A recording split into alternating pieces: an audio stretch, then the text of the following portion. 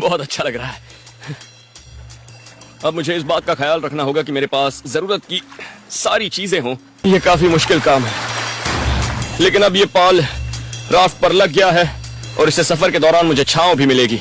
मुझे ये धूप से बचाएगा, क्योंकि एक बार जब ये नाव चल पड़ेगी तो ये इतनी भारी है कि मैं इसे किसी भी हालत में इस किनारे तक ला नहीं पाऊंगा।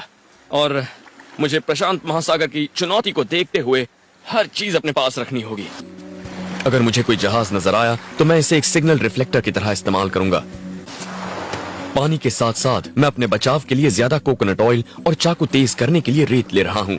मैं इस वक्त बहुत जोश में हूँ और मैं इन दिनों को कभी नहीं भूल पाऊंगा। मैं बस पूरे दिल से दुआ कर रहा हूँ कि ये राफ्ट चल जाए। ये इम्तिहान की घड़ी है। अगर आपको पूरी तरह भरोसा ना हो कि आपका राफ्ट तैर सकता है तो उसे छोड़कर किनारे की तरफ तैरिए। लेकिन लगता है कि ये पॉलिनेशियन डिजाइन काफी स्थिर है।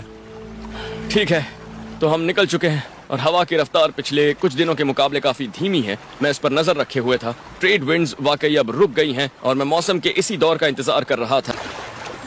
इस तरह की गर्मी में खुद को ठंडा रखने का सबसे अच्छा तरीका होता है कि हर कुछ घंटों में आप एक डुबकी मारें, लेकिन हमेशा अपने आप को राफ्ट से बांध कर रखें, क्योंकि समंदर में फंसे कई लोगों के किस्से हैं जो अपने राफ्ट से अलग हो गए थे।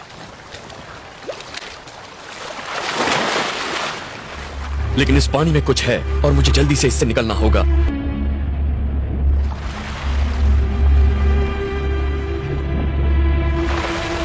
मुझे इसमें उतरने से पहले जांच कर लेनी चाहिए थी।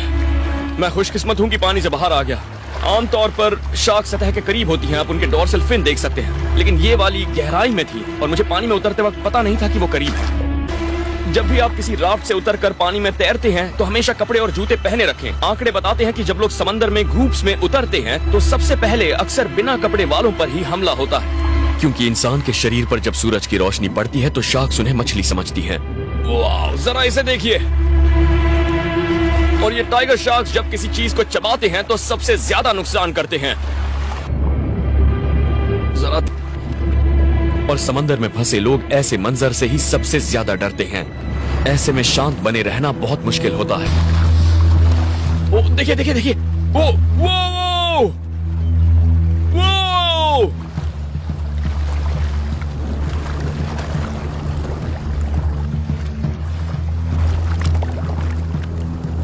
ग्रेट व्हाइट शार्क के अलावा टाइगर शार्क किसी भी दूसरी शार्क के मुकाबले कहीं ज्यादा इंसानों की मौत के लिए जिम्मेदार होती हैं।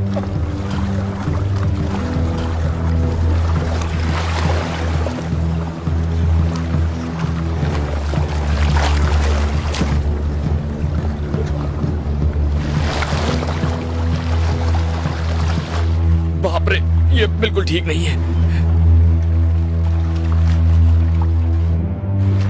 लेकिन जल्द ही ये शार्क मुझसे ऊब गई और चली गई। मुझे ये सोचकर हैरानी होती है कि इतने बड़े समंदर में लोग इस तरह तैरते हुए कई कई हफ्तों तक कैसे बच पाते हैं। अपनी उम्मीदों को जिंदा रखने के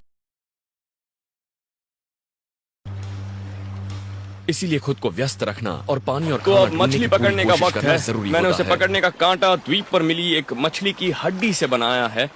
थोड़ा सा चारा भी जुटा लिया है और हिबिस्कस के रेशों से मैंने एक लाइन बना ली है और इसकी रॉड बनी है बांस से। चलिए देखते हैं कि क्या मिलता है। आराम से बैठ जाता हूं, शायद कुछ मिल जाए। ओ, लगता है कुछ फंसा है।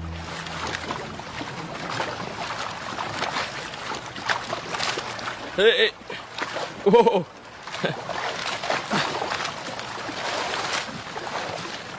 क्या बात है, एक मछली फंसी है।